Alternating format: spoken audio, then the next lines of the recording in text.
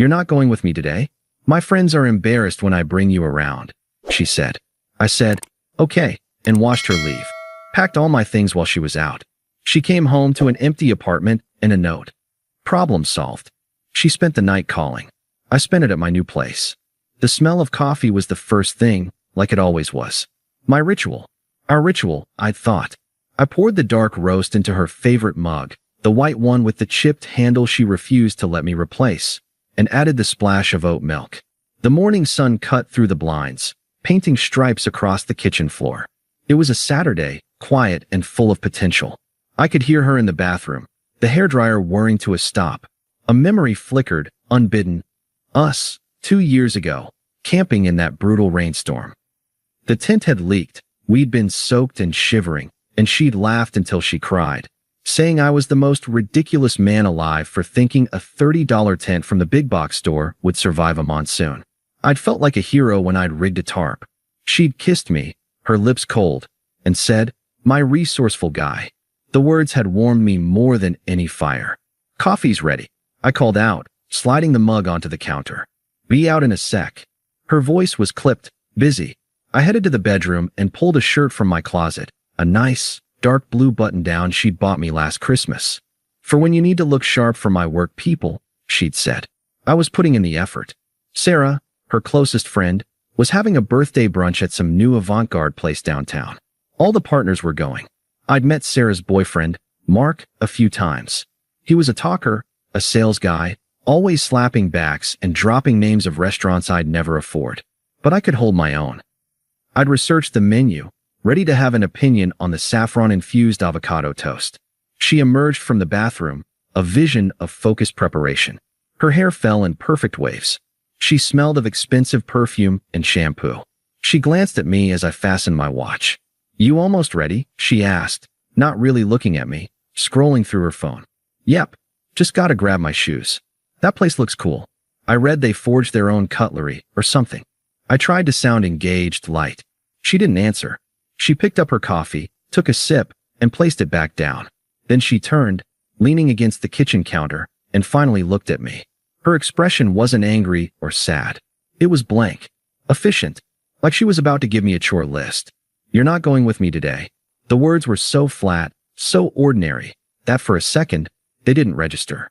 I smiled, a confused, reflexive twitch of the lips. "What? I thought I was invited." "Sarah's boyfriend is going, right? Mark." She let out a small sigh, the kind you reserve for a child who's asked the same naive question one too many times. She crossed her arms. "Look, that word. A barrier. A full stop. My friends are embarrassed when I bring you around." Okay. The air left the room. The stripe of sunlight on the floor seemed to freeze. "Embarrassed. It's just," she continued, her gaze drifting over my shoulder, as if explaining something very simple to a very slow person. "Not a good fit. You're not like them. You don't get the same things. The conversations just die."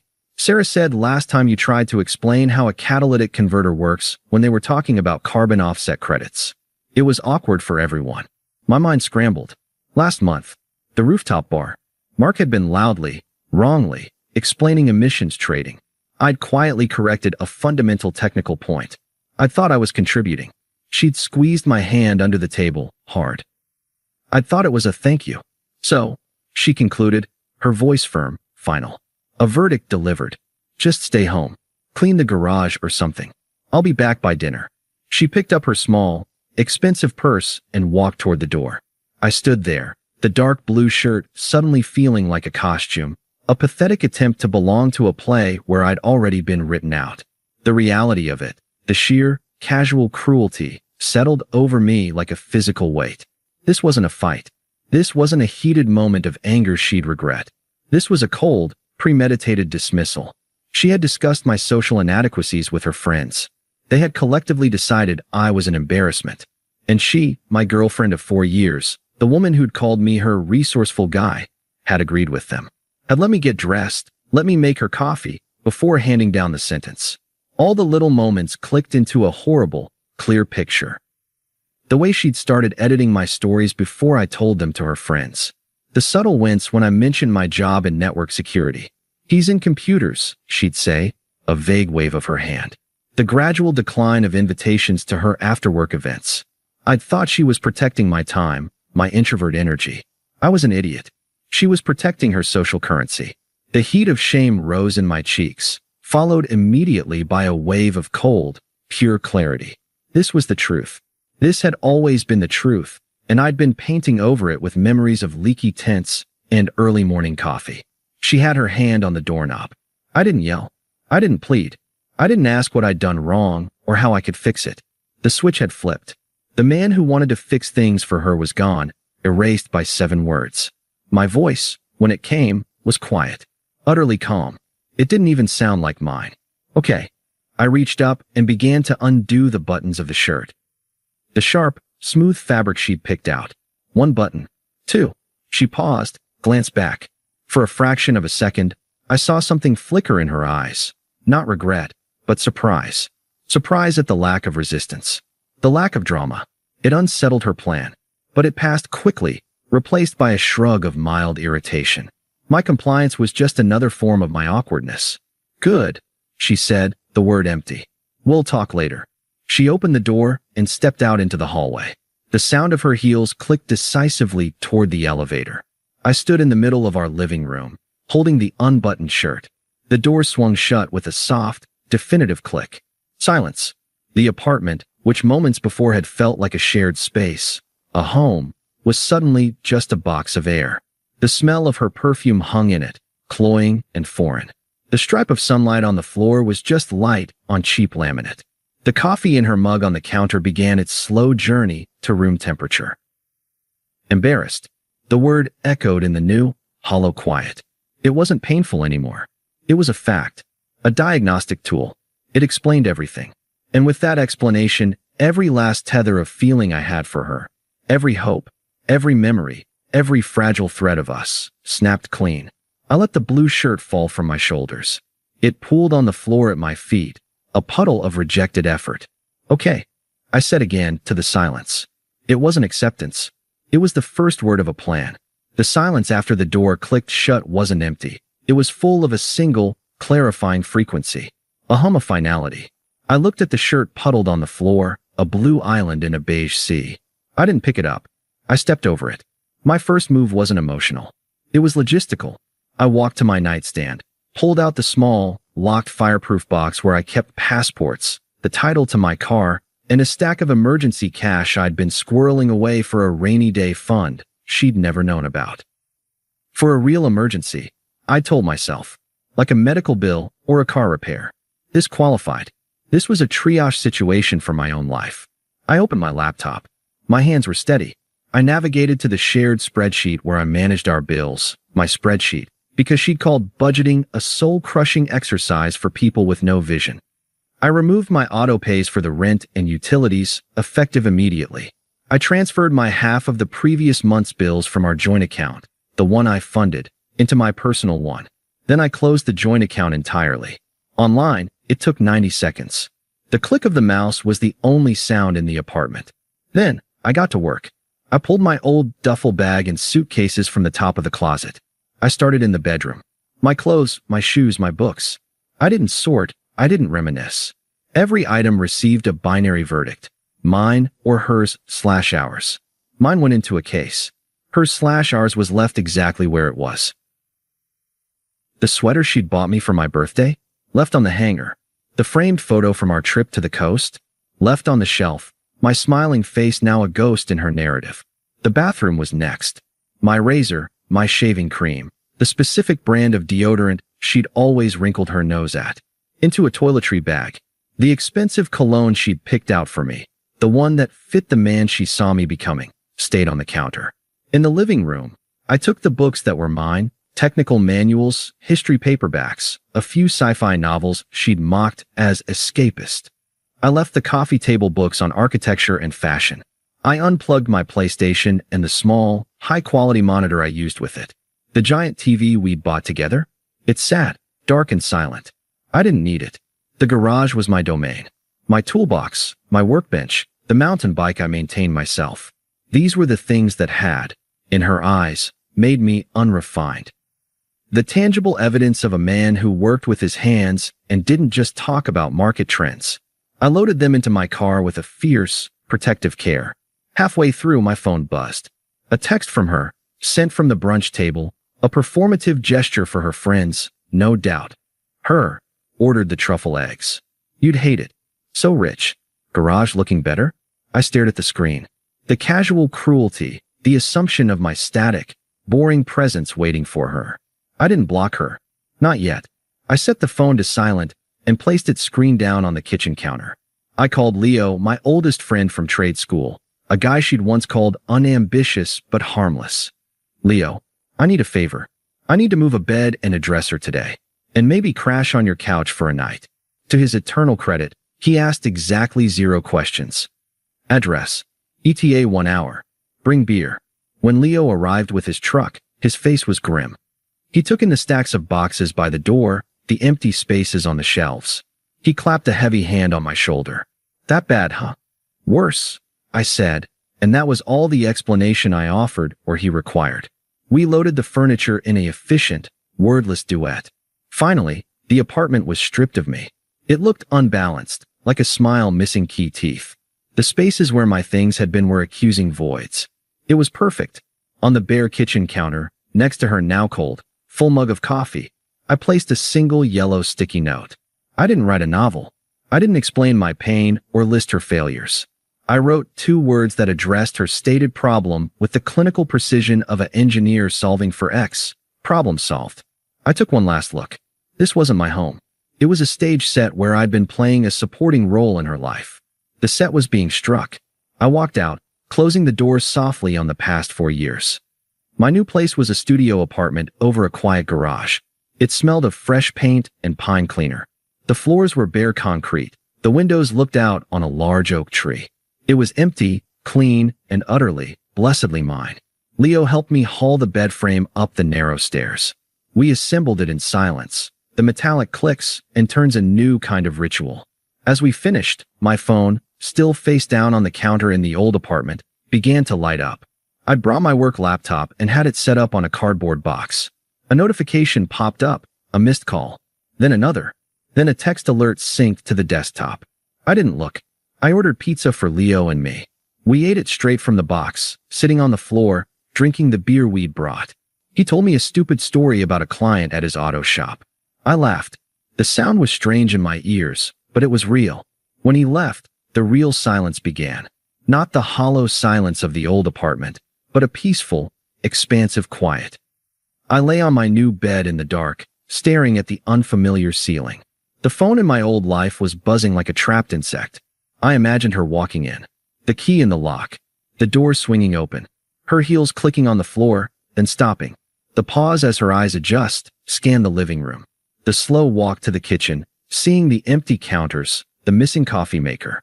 Her mug, still full. The sticky note. Picking it up. Reading it. The cold shock turning to hot panic. The frantic search of the closets, the bathroom, the garage. The realization dawning. Not a tantrum, not a temporary storm. An evacuation. The first voicemail arrived in my inbox at 8:17 p.m. Voicemail 1. What the hell? Where are all your things? Is this a joke? Did you move out? Call me. Right now? This isn't funny. Her voice was a mix of confusion and burgeoning anger. No concern. Just a front. The text started a few minutes later, a staccato burst of disbelief. Her, 8:23 p.m. We need to talk. Her, 8:31 p.m. You can't just leave. What about the rent? What about the lease? Her, 8:45 p.m. My friends are asking where you are. Sarah said it was weird you just bailed. This is so awkward for me. Her, 9:12 p.m. Okay. I'm sorry about what I said, okay? You took it too personally. It was just brunch. Can you please be an adult and call me? I read them on my laptop screen, each notification a little pulse of validation. Awkward for her. That was the core takeaway. Not I hurt you, but you're making my social life inconvenient. I went to bed and slept a deep, dreamless sleep for the first time in months. The unraveling was slow, public, and poetic. Week 1. The tone shifted from anger to wheedling. Her. The kitchen sink is making a weird gurgling noise. You always knew how to fix that. Her. I got a late fee on the electric bill. The auto pay didn't go through. Did you do something with the account? Her. Mark asked about you at dinner. He said you were actually really knowledgeable about that crypto mining energy stuff. He wanted to pick your brain. I didn't respond. I was busy. I hung shelves. I bought a plant. I signed up for a weekend workshop on woodworking. Week 2, the first fracture in her social armor appeared. A message from Sarah, her tone dripping with condescending concern. Sarah. Hey, this is Sarah. Look, I don't know what's going on with you two, but you're really hurting her. She's a mess. Whatever manly pride thing you're doing, just get over it. Real men don't ghost. They work it out. I typed a one-line reply, my first communication to anyone in her orbit. Me. There's nothing to work out. We're done. I blocked her number. Week 3. The karma engine shifted from social to practical. A mutual friend, Ben, a decent guy who'd always been caught in her crowd, sent me a message. It was a simple screenshot of a group chat. I could see her name, Sarah's, Mark's, a few others. Her in chat. I don't get it. He just left. Over one comment. So fragile. Mark? Yeah, but babe, you said we were embarrassed by him. In front of my guys. That's cold LOL. Sarah. Mark. Not helpful. She's grieving. Ben. To me, privately dude. They're tearing into her. Mark's been making snide comments ever since. Said if you're so embarrassing, why is she freaking out? Sarah's pissed you called her bluff. It's a shit show. You okay? I wrote back to Ben. Me. I'm good. Thanks, man. That night, a new voicemail. Her voice was thick, shaky. The performance of remorse. Voicemail 2, please. Pick up. Please. I get it now. I was awful. Those friends, they're toxic. They're not real. I've cut them all off. It's just me now. The real me. The one you loved. The one who loved you in that tent in the rain. Remember? Please. Can we just get coffee? As friends? I just need to see you. I listened to it once. The manipulation was exquisite. The weaponization of my own cherished memory. The tent was no longer ours. It was a prop in her plea.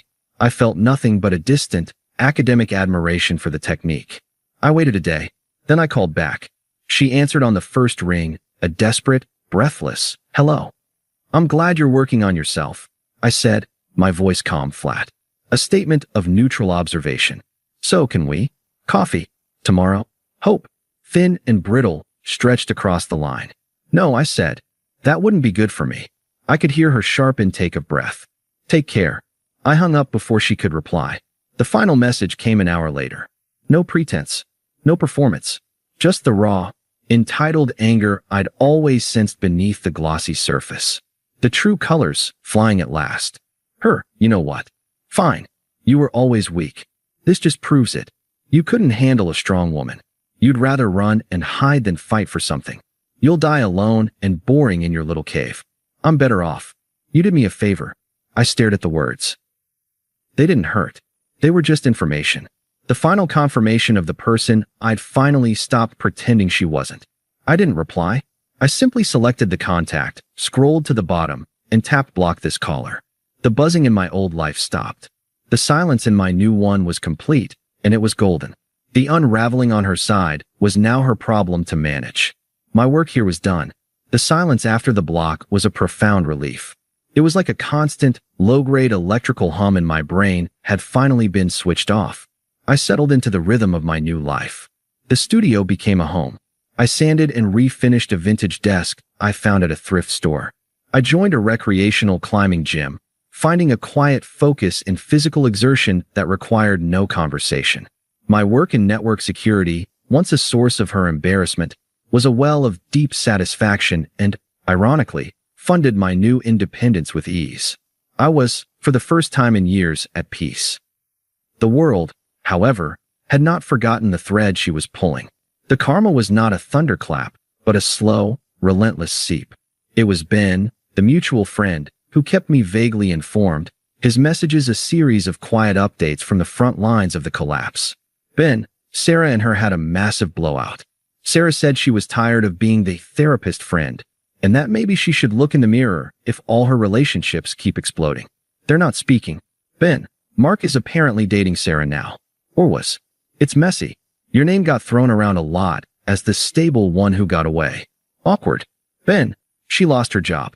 Not fired, but encouraged to pursue other opportunities after she blew up at a client who reminded her of you. Apparently. Gossip is wild. I never asked for these updates, but I didn't stop them. They weren't a source of joy, just a clinical confirmation of cause and effect. She had dismantled her support system to make room for a version of herself that didn't exist, and the structure had collapsed. The outreach attempts evolved, becoming more unhinged as her desperation grew. The workplace ambush. I was leaving my office, a modern tech campus, not the dank server room she'd always imagined, when I saw her leaning against my car. She looked small, deflated. Her hair was pulled back in a simple ponytail, and she was wearing jeans and one of my old university hoodies I'd left behind. The calculation was obvious. The visual cue of shared history, a retreat to a simpler version of herself. "Hey," she said, offering a fragile smile as I approached. I didn't break stride. I clicked my key fob and reached for the door handle. "This is a private parking lot. You need to leave. Please. Just 5 minutes." I drove an hour. "That was your choice?" I said, opening the door. Her calm facade cracked. "God, can you just stop being a robot for 1 second? I'm standing here. I'm saying I was wrong." I paused, one foot in the car. I looked at her, really looked. The anger in her eyes was familiar, but the fear beneath it was new. "You've said that. I heard you. The answer is still no." "Why? Just give me a reason," she pleaded, her voice rising. "Is it someone else? Did you replace me that fast?" I almost laughed. That was the only lens she had, being traded for a newer model. It had never occurred to her that the ultimate upgrade was solitude, peace. "My reasons are my own," I said, my voice level. "They have nothing to do with you anymore. Now, please move away from my vehicle, or I will call security." The threat of public, institutional humiliation did it. She flinched, stepping back as if burned. I got in, started the car, and drove away, watching her shrink in my rearview mirror, a ghost in my old hoodie. The family gambit. A week later, my phone rang with an unknown number with her hometown's area code. I knew who it was before I answered. Her mother, Diane, a woman who had always treated me like a serviceable piece of furniture. "John, it's Diane." Her tone was the same, brisk, expecting compliance. "Diane, we need to talk about my daughter. She's not well. She's heartbroken. She made a mistake. Yes, but what you're doing, this silent treatment, this abandonment, it's cruel. It's beneath the man I thought you were." I leaned back in my desk chair, looking out at the oak tree. "What would you like me to do, Diane? Be a man. Talk to her. Forgive her. She's learned her lesson. The family is very concerned. She's talking about moving back home, for God's sake. Her life is in shambles. I'm sorry to hear that her choices have had consequences," I said, carefully avoiding any expression of sympathy for her. "But her life is not my responsibility. It hasn't been for some time." There was a stunned silence on the other end. I had never spoken to Diane this way. I had always been the placid, agreeable boyfriend. "How can you be so cold? After everything we did for you? You were part of this family. I was a guest," I corrected gently. "And I overstayed my welcome. I hope she finds the help she needs. Goodbye, Diane." I hung up. The call was a final piece of the puzzle. The toxicity wasn't just her. It was the ecosystem that had bred her entitlement. Cutting her out meant cutting the whole vine. The messages from her, from new numbers I kept blocking, became fragmented, pathetic. "Unknown. I saw a truck like yours today, and my heart stopped. Unknown. I'm in therapy.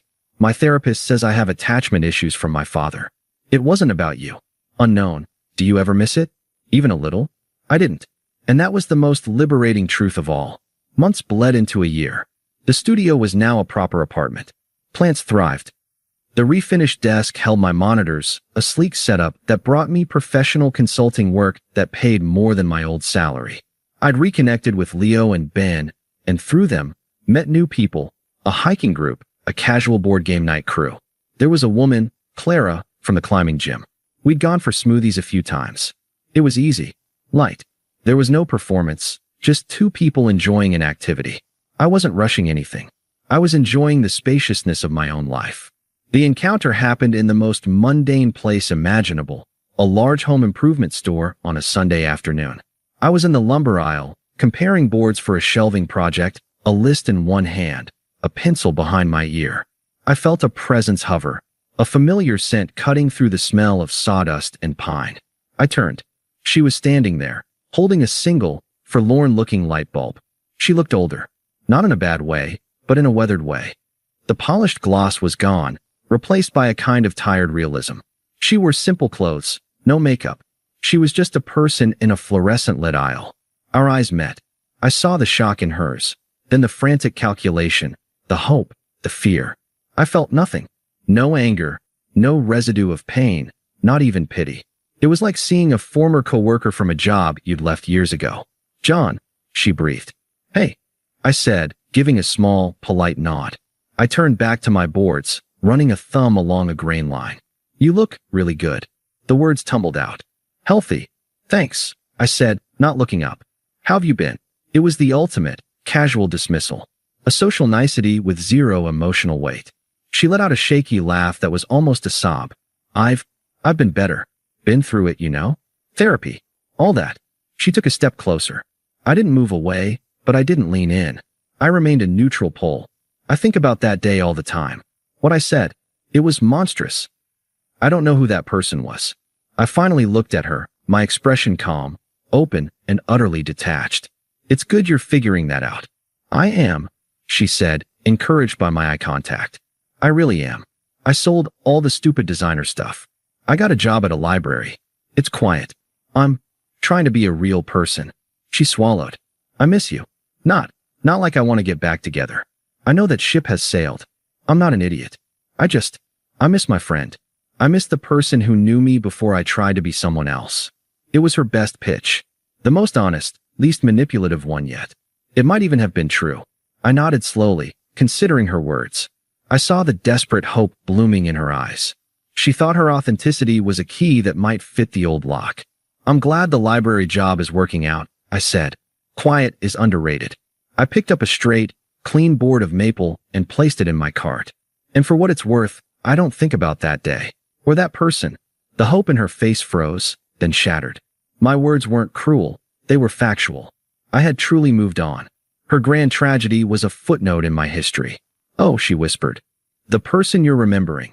I continued, my voice still gentle. "The friend from before. I'm not him anymore either. That guy died in that apartment. This version of me is happier, lighter. He built a life that fits." Tears welled in her eyes, but they weren't the performative ones from the voicemails. They were the quiet, devastating tears of final understanding. "So there's no room? Even for a coffee?" I offered her a small, sincere smile. It held no malice, no gloating. It was the smile of a man completely at peace. "My life is really full right now, and I've learned to protect my peace. It's nothing personal. I truly hope you find yours." I meant it. I wanted her to be okay, somewhere far away from me. Her well-being was as relevant to me as the well-being of a stranger on the other side of the world, a vague, human wish for no suffering, but utterly disconnected from my own heart. I tapped my list. "I've got to get these brackets. Take care of yourself, okay?" I gave her one last nod, the kind you'd give a cashier or a passerby who held a door, and pushed my cart down the aisle. The wheels hummed on the polished concrete. I didn't look back. I didn't wonder what she was doing. I turned the corner towards hardware, my mind already on the weight capacity of drywall anchors. Behind me, in the canyon of lumber, she was alone with a light bulb and the absolute, irrevocable knowledge of her own irrelevance. I was already gone, not just from the store, but from the story she told herself about her life. I had vanished so completely that my absence was no longer a void in her world. It was just the way things were. And in my cart, I carried the boards for new shelves, for a home that was wholly, quietly, and contentedly mine. Thanks for watching.